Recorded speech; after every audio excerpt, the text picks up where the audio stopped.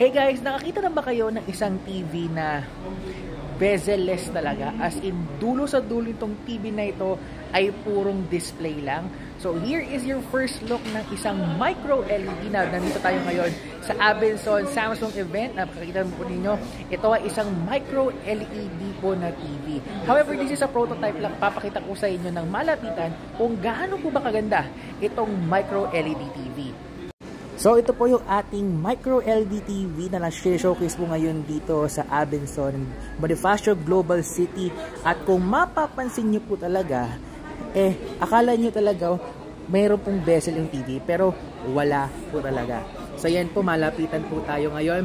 Walang ka-bezel-bezel po sa gilid po nitong TV po na ito.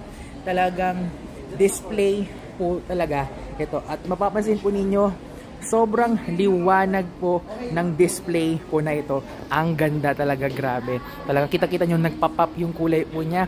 At mapapansin po ninyo, yan, sobrang ganda po ng kulay nito. At yan po. However, like I mentioned nga po kanina, ito po isang prototype pa lang po.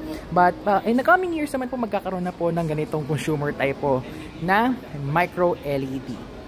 Again, so this is our first look po sa isang micro LED TV here at the Bonifacio Global City na Abenson Samsung event. So if you have any questions po tungkol po dito sa TV nito, like and follow for more.